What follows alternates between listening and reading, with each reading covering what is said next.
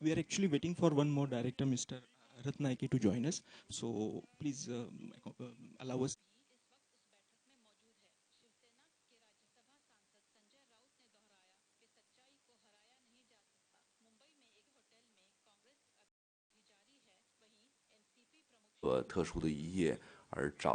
In the real world. In short, that's the sort of like the log line of the story. Okay. Hello. Yeah, let me tell the journey about this film. I'm gonna tell God everything. In 2016, a small media clip broke millions of hearts across the world. It is having few pics of a small kid in the hospital, and it says that the last few words spoken by the kid before his death are, I'm gonna tell God everything. So I am one of the millions of the people whose hearts are broken by seeing that information. And I'm very much, as a filmmaker, I'm very much impressed by the story told, how intense just one image and one sentence is able to create a lot of impact on my mind. So I decided to make a film on it.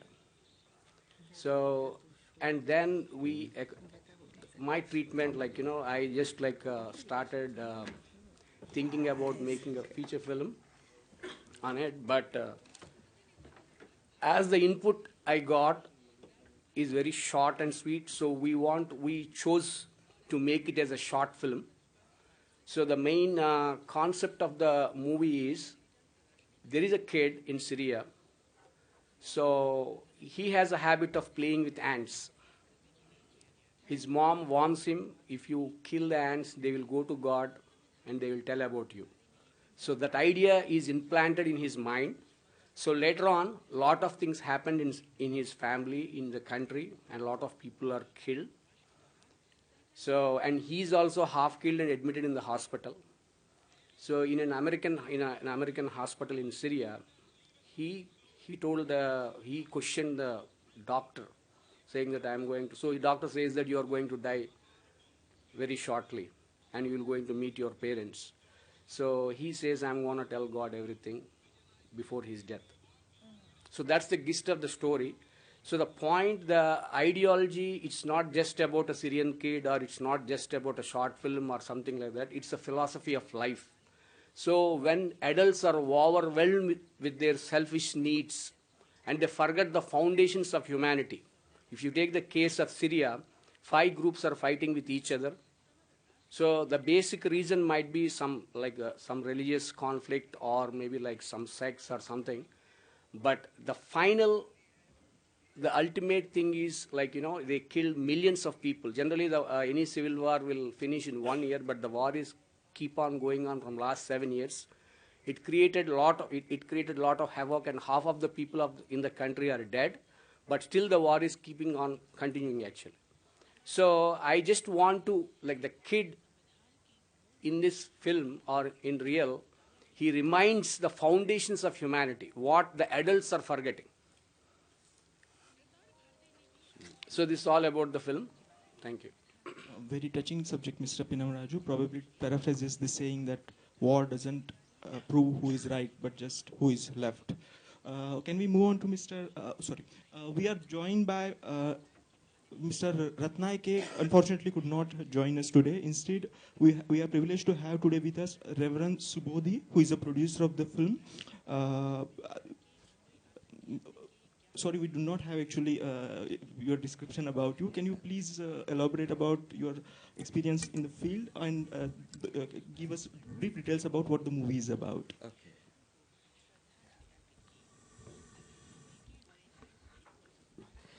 Yeah, actually, I am Reverend Aludini Subodhitero. This movie is the other half. We produced it in Sri Lanka. Our director is Mr. Lalith Rathnayake.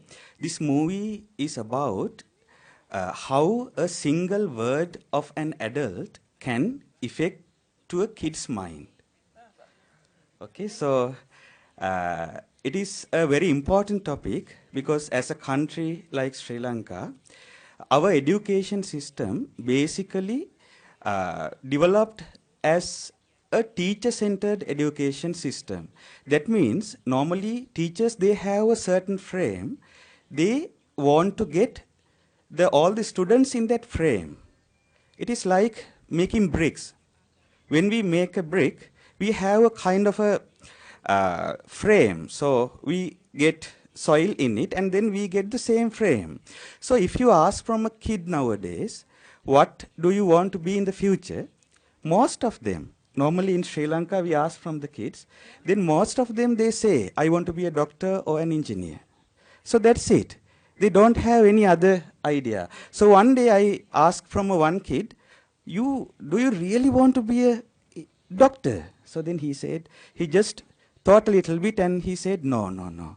Then I asked, then he said, I want to be an astronomer. Okay, so that, but the thing is that the education system, when it is kind of like in one frame, it doesn't develop an organic development of a human being. If that human being doesn't grow with art and lot of emotions, so then they cannot face to the challenges of their lives. So therefore in our movie, we try to discuss about the importance of transformation of the Sri Lanka's teacher-centered education system to a more organic, student-centered education system. In our movie, our plot is, there are two kids. They are twins. Though they, when you look at them, you can see both of them are same in their appearance. But one good in math and other one good in music. So that the other one doesn't have any feeling about math. So that, but their math teacher, he doesn't have any feeling about music, and he wanted that the other kid who doesn't love math wanted to good in math. So then he pressed him all the time to solve the fractions and all. Okay. So then in our movie, it says how it affects to that children's mind. So one day that boy goes to music practice, and then he came little late to the math class. So then math teacher got upset, and then he's giving a fraction to solve and say, if you don't able to solve this fraction tomorrow, by tomorrow, I may put you to the lower class. Okay, that class down. So then in this movie it explains how it kind of like affect to that little child's mind and how he get overcome it in the other day. Okay, so this is the basic plot, and also in this movie we try to address another issue in Sri Lankan community. As a producer, actually, I joined to this movie based on that particular thing. In the north central province of Sri Lanka, we are facing a very tragic environmental disaster. It is about the agrochemicals.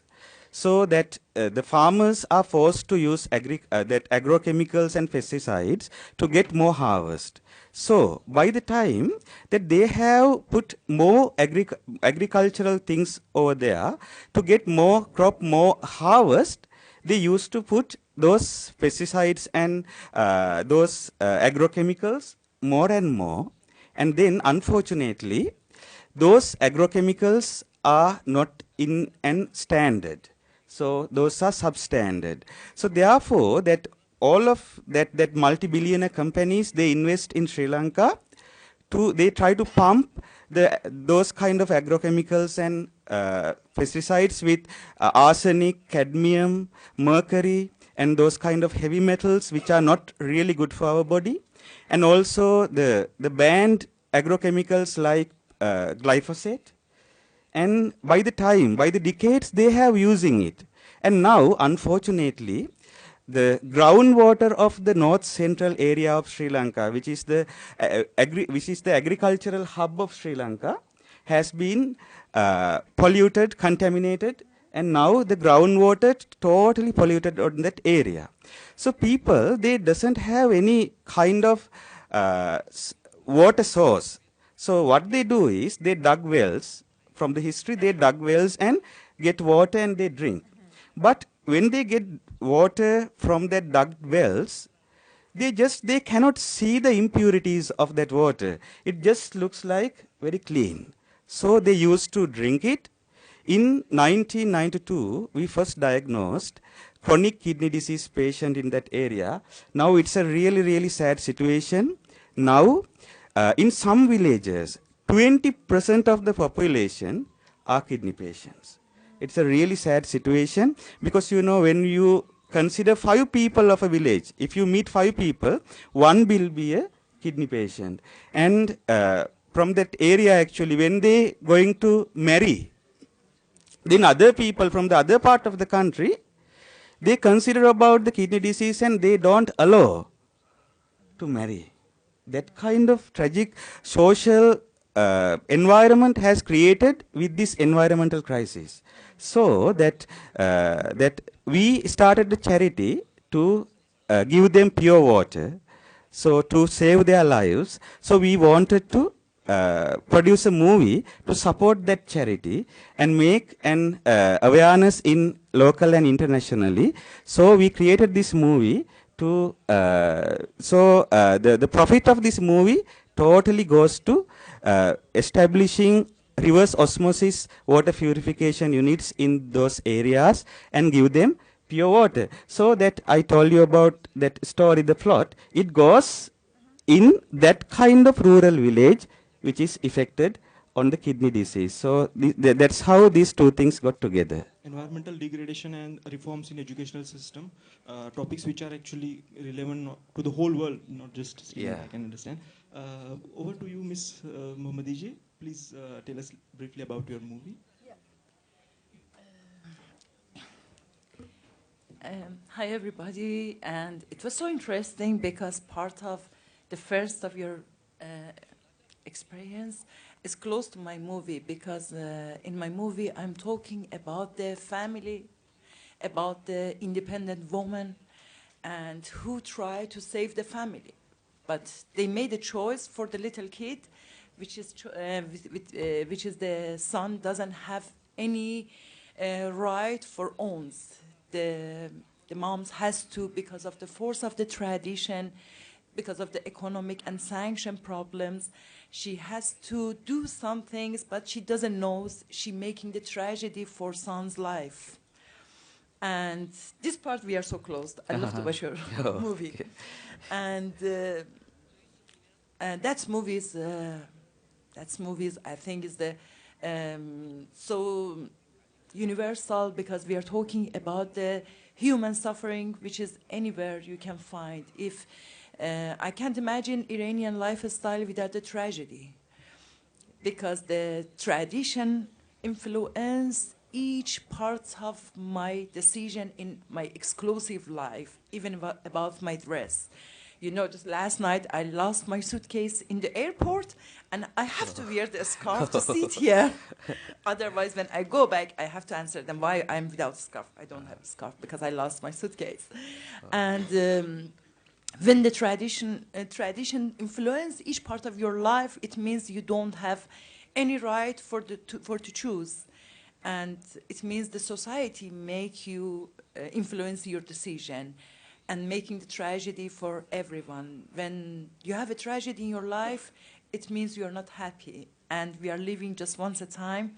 And it's so sad for me when I discovered nobody's around me, they are not happy. Yeah, it's enough, I think. For the other part, maybe watch the movie. Can we invite now questions from audience? This is so tragedy. It's very tragic, the subject, because she brings unhappiness to their son. So the story is all about that, I guess. Yeah, because I never choose the subjects. Almost, I'm a documentary filmmaker. This is my first fiction movie. almost I'm involved in my life. At first, I love to know who I am and where I'm coming, and what should I do. And I tried to find the happiness. Just I find the tragedy, and I'm thinking I'm not choosing to show the tragedy. Just I try to show how we are doing with our life to give the chance to tradition to influence in our life. Yeah. Almost yes. If you are a woman, if you are a kid, almost more than this. Even I can tell you, I'm thinking even for the men's is not good because when the men's under the pressure, if you watch the movie, you can see the Kazem. Kazem is the bus driver in my movie. He's a nice man. He's a gentleman, but he doesn't give the chance. He doesn't have a chance to give the opportunity to bring the son. And for this reason, he's a good man, but finally, his decision make the son's life worse. While asking questions, please speak into the mic because the panelists will understand it, we will hear it, but the videography will miss that part if you are not speaking into the mic. We are recording it for, for future time. Hi, this is Alfie. Dave, a question for you. We were told you have also done work in Hollywood, and what is the approach to filmmaking in terms of the two different cultures? If you could share, Yeah. your experience. So I'm. Is it? Yeah, it's work. Okay. Hello. I'm in Los Angeles right now. From last 4 to 5 years, I'm exploring Hollywood filmmaking. So I did some film courses there, and after that, like I made a feature film called a short film called The Big One. So it's a completely based upon a mystery which is hidden to the science. So the west coast of United States gets like a mega trust tsunami every 300 years once. So I made a film on that. So when I did I'm trying to approach some cinematographers by seeing my name actually. I went to meet the American cinematographer, and I came and he didn't recognize me. He was expecting a white guy. So the main thing is it's not about, see, how are you going to the foundations of the country about the Native Americans and how do you know all this? So that's the art of filmmaking. We don't need to be an American or we don't need to be a Syrian to make a film on it. So that's how I started neutralizing my thought process, because we have a very strong culture in India. So most of the Indian filmmakers has that problem of like we are tied up to the Indian way of telling stories and music videos and the songs, and a lot of stuff is there. So I just came out of that, and I started working afterward. After that I made a demo shoot for a feature film called Get Out of My Country. So it's based upon US gun culture. So this is my third project. And also in the meantime, I executive produced a major feature film with Anushka Shetty, Madhavan, and Michael Madsen. He's a Kill Bill star.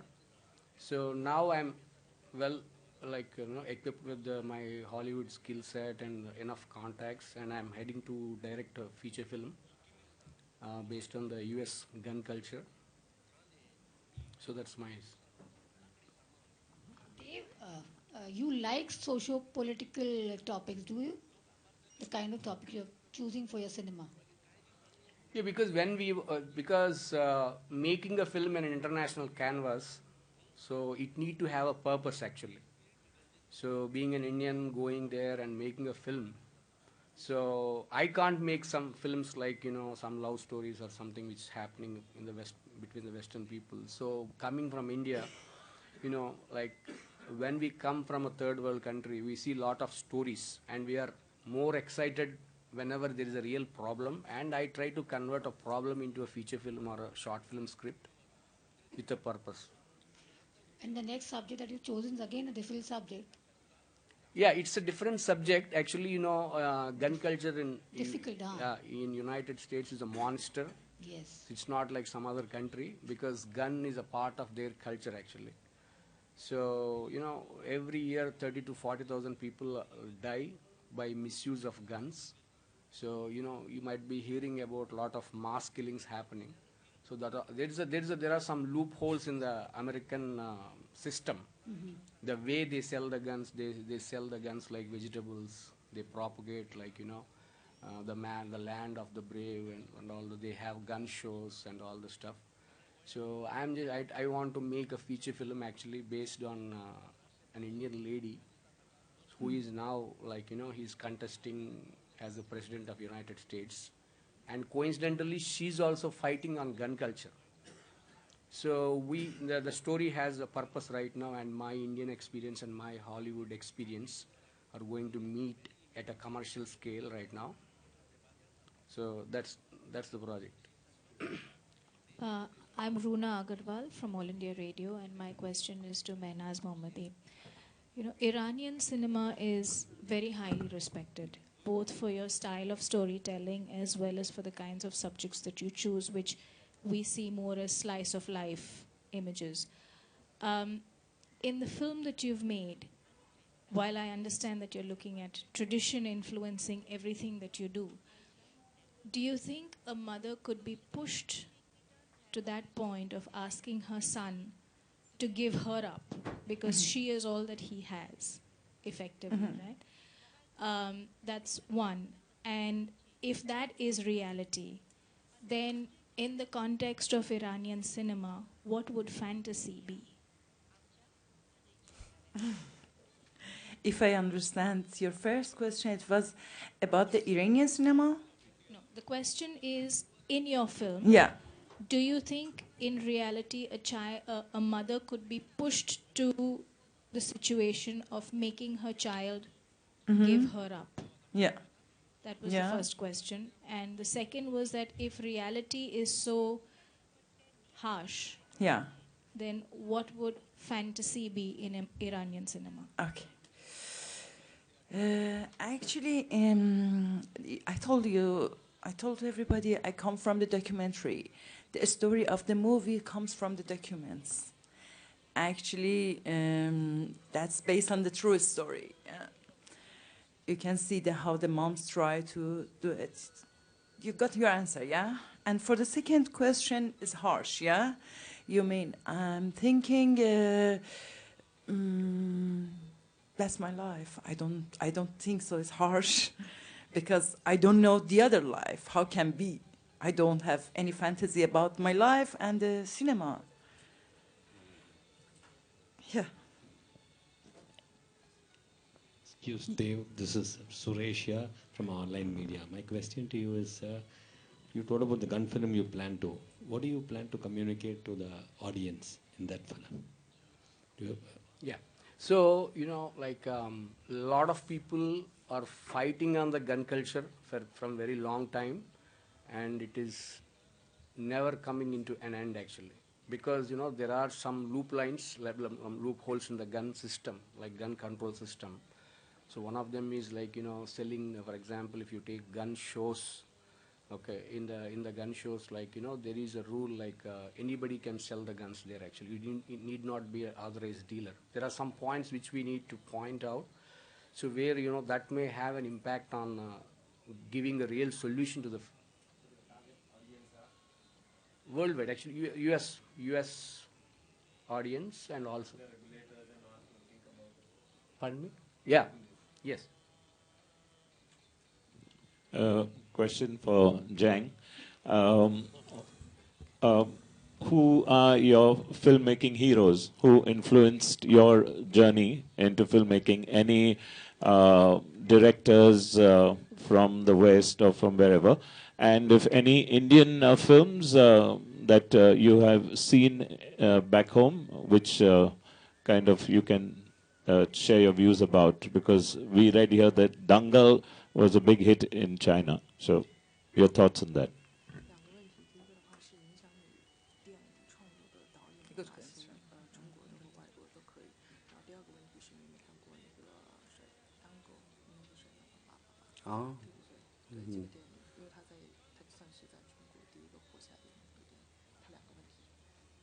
Mm.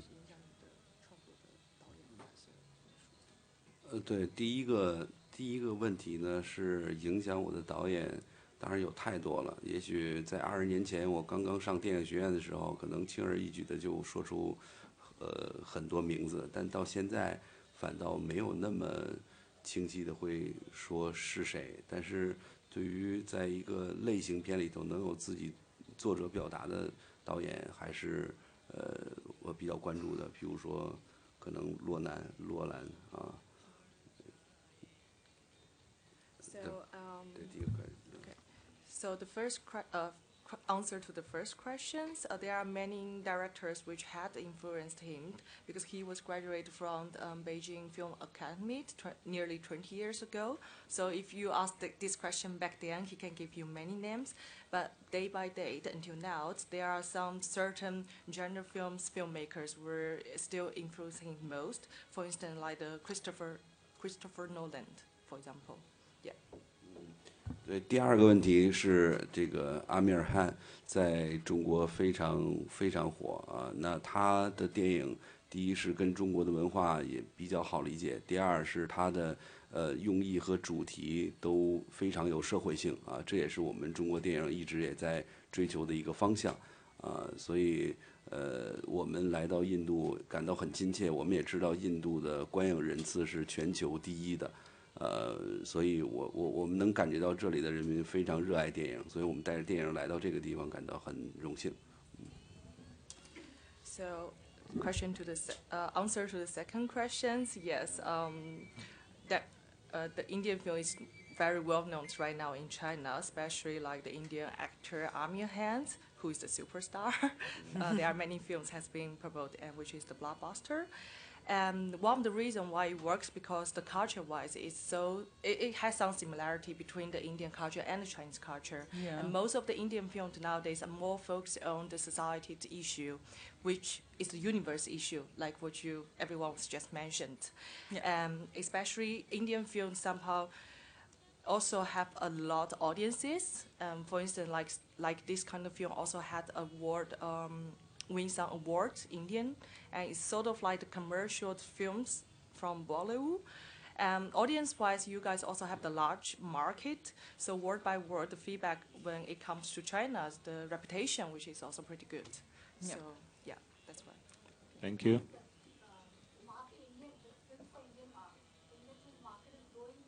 Mm. 印度电影的市场现在在中国崛起，那现在印度电影在中国的市场多大？多大？是这样，就是我们确实对于现在至少每一个季度能看到2、3部印度电影啊，所以大概现在在中国市场上放映的在普通老百姓能看到大概在10部左右吧，一年啊。那当然。这阿米尔汗的那个电影，它卖到了12亿多啊，这是非常棒的数字啊。So literally nowadays, every season in Chinese cinema there will be 1 or 2 Indian films. So in total, it's around 10 films per year, and especially from Amir Khan, and his influence is there, and his previous films box office is incredibly high in China. They say I don't have the particular data right now, but over 10 billion, maybe around $10 million or maybe more. 所以这1、2年来，印度电影对于中国的那个上映情况是非常好的啊，而且是越来越好的啊，大家也非常喜欢能看到跟我们文化很接近的印度电影。商业的还是艺术的？当然我们在院线都看到是商业的。So in the recent years, the Indian commercial films has a pretty good release result in China. As we mentioned before, because of the culture similarities, and people can get to know more about the Indian cultures. Thank you. Question for the Reverend. While you taught people about the challenges, and the topic that you spoke about, did you and your organization learn more about film production, and has that inspired you to use it as a medium in the future for other, topics which affect the community? Yeah, actually that we believe in art, I mean like cinema, to transform the people to the betterment. So we hope that if we all together do that kind of things, we can increase the human values among us. So therefore, actually, as the next project, we are thinking to make a movie to make the communities together. That means in Sri Lanka, we can see sometimes that in many ethnicities, we can see that there's, from the outside, it is like seeing that we have an ethnic problem. But as Sri Lankans who live there, we feel we don't have any discrimination towards each other. But mainly by the politics, that kind of discrimination, kind of like they are trying to make it for their existence. So therefore, but in the ground actually, as humans, we are working together. So we want to make the ties between the communities without any discrimination toward each and every community living with us. So we are trying to make a movie to address that issue. Hi, sorry. Can I ask? My name's Anita, and I'm with Incredible My Goa. name is. My name is Chaturvedi from Indore. I am film critic. Iranian cinema is very rich in storytelling, and every person who sees the Iranian film throughout the world, it says something. It affects the audiences. So how you choose the stories, nice stories from other part of the things, and how the films are affect the other audiences in the world.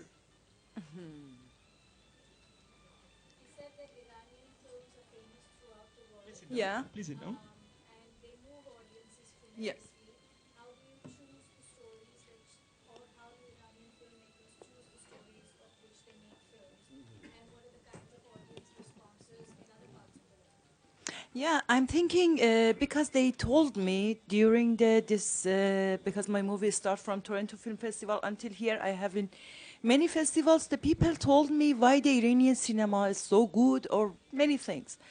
And actually, I never thought before about that, but it was a question many people asked me, and just I can tell that just comes from my heart because I'm thinking we grown up with the poets. Exactly. You know, in the new year, when the new year is coming, you know, maybe, we are starting with the poet, reading the poet, opening the Hafiz, reading the poet for each other, what's going on this year. If we have a problem, we are opening the poets. If you are, once a time I remember, we were in the metro, my friend, she was Turkish, and she asked me, Mahnaz, what is she reading? And almost the people in the metro, they're never reading their books, but sometimes you can see some things. And just I watched it, I told her she's reading the poet. And she told me, oh my God, if I tell anybody, I saw in the morning in the metro the people reading the poet books, and definitely they tell me I'm a crazy. But we grown up that. Even, for example, in our lifestyle, the moms wants to tell you some things, grandma, everybody give you the part of, exactly, the poets, it means give you the advice. I'm thinking because of that, because I'm thinking we are so close to each other. We are coming by the third world. Many things happened to us, colonization many years ago, and we are so close. I'm thinking just the only things can change our cinema because I can't live without the poets. Yeah. Okay, so my name's Anita and I'm with Incredible Goa. My question is for you, Mahnaz. Yeah. So as a woman in Iran, it's quite well known around the world that it's a difficult place for women. How supported are you by like the government financially in your line of work? So Yeah. Actually, it's a little bit difficult because just I can give you the example. We were friends, some guys and me and the other girls. They made their first fiction movie 18 years ago. I made this year, last year, 2019, you know. And that's 18 years gives you the, you know, the meanings of the discrimination. When you are women, you have to stay, you have to fight more. But actually mine a little bit worse because I love to be independent. I don't want to use the government's money. And get more difficult because my movie almost is the low budget movie. There's some other movies, for example, I shoot in 47 days. The others, they are shooting in 6 months. Is a, you know, the huge difference between us. But because of my beliefs, which is since I'm acting for the women's issue, social issue, I'm not getting disappointed because fortunately I find amazing producers and they give me freedom and they didn't ask me anything for exactly for nothing for change, and they told me do whatever you want. You know, for many years I'm waited, but finally I get it. Yeah.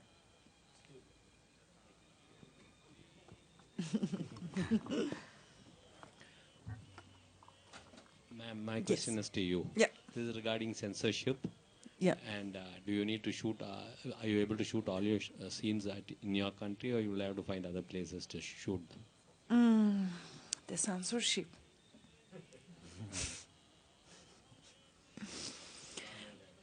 Actually, the censorship is the main role, has a main role in our lifestyle. Not in the movie, in the book, in anything. And, but unfortunately, I find worse than the censorship because always the people thinking the government, yeah, always they checking everything. You have to get a permission for anything. If they don't like it, they don't satisfy by that, you have to change it. You know, I have a big challenge with them before it starts shooting. But the most important things, and so sad, I find out the big censorship living in my head since I grown up after the revolution. I'm a kid after the revolution in Iran. You know, I lost my suitcase because I don't have a scarf. I have to wear it. I'm always telling my friends that's the symbol of the censorship. When you are putting your hair, it doesn't mean just it's here. It comes from in my mind.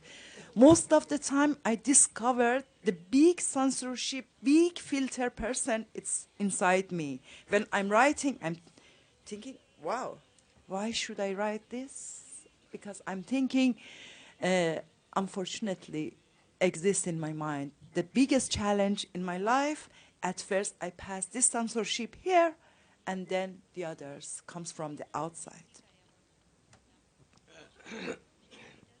Sorry, I'm from Calcutta. Usually, Calcuttans people used to watch your means Iranian movies very much. Okay, so You watching Iranian movies so much, yeah? In Calcutta? Yeah. So because we are very much fan of Asghar Farhadi. Yeah. Majid Majidi, Abbas Kiarostami. Kiarostami, and not Rakhshan Baniatam. Zafar Panahi. Jafar, yeah. So many so-called directors, even 2 or 3 women directors also very sound. Rakhshan Baniatam. Two sisters, one movie did now. Yeah. Not immediately, I could not able to recollect her name. Good.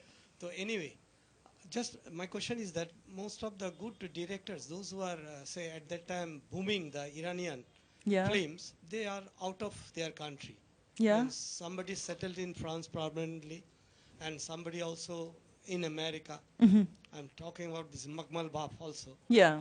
And this Jafar Panahi is not every year, he's not bringing any movie. Yeah. Last year, he did it, one movie. Yeah. But my question is that if you want to do the movie in your country nowadays, or big movies, are you getting, say, support from your government, or what is the, say, suppressions they are doing not to do that movie? Yeah.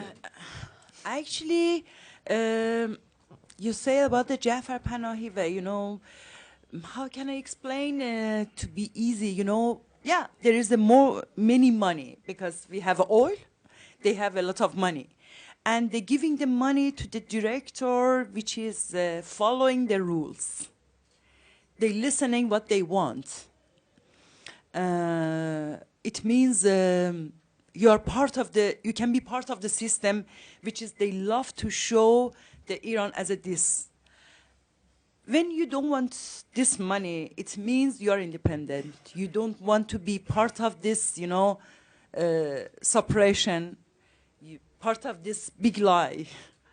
Because sometimes some of the movies I couldn't watch because it's not true. Because the government just making by own money that just they present themselves. It's difficult because until now, I never used the Iranian government's money for any of my documentary, even for this movie and for the next movies. Actually, I can tell you because I'm so lucky because for many, many years, I'm working as a documentary filmmaker. Used to be a BBC, Bro BBC in Tehran. And I earning money, my money and making my documentary. But for the fiction, I need more money. And finally, I find the two producers, which is they know me very well, the way I came without independent to the government. They respect this way. Could you put a light on from documentary or moving on to the next level of films? For me, it's not next level. For me, documentary is amazing. Still, I love the documentary. If you watch the Son Mother, you can... My next movie, I'm in the middle of the writing and also editing one of my previous documentary. Lady from All India Radio, you want to ask?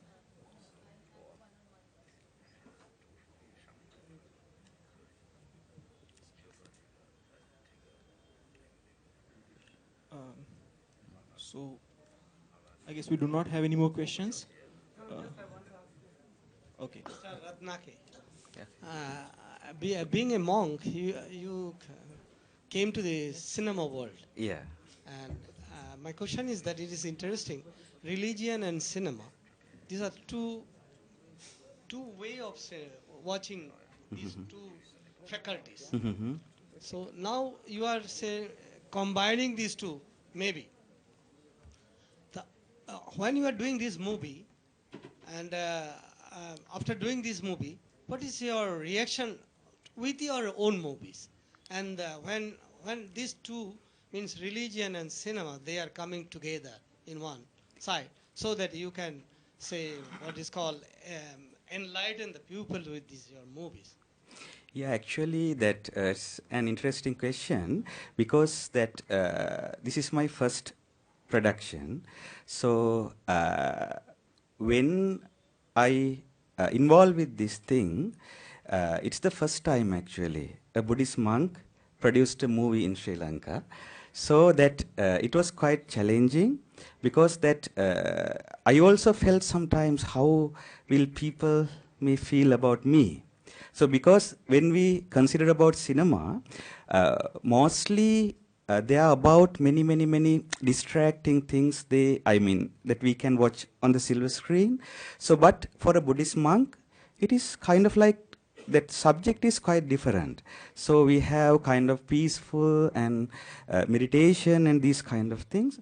So that when I thought deeper about this, I thought that even being as a Buddhist monk, we try to help the society to make for the betterment, right? So that we do some kind of communication as a monk. So that we thought to do kind of a communication in cinema, because cinema is also a way of communication. So for that, we thought to combine these two in an interesting way. So after we do our first production, we got a lot of positive, very positive reactions from the communities. And our movie is a very artistic movie. Our director did it really nicely, so that people really liked it a lot. And I think that they got a transformation. and they got a kind of like a discussion in the society about the topics that we discussed. So I thought that now these two things, it worked together perfectly. Yeah. Thank you all. Thank you, Mr. Chong, Mr. Pinammaraju, Reverend Subodhi, and Ms. Mohammadi for coming here and joining us. I wish you get to catch on more movies and you visit India and IFFI more time in the future. Shall we conclude our session here? Thank you all. Thank you so much. Thank you.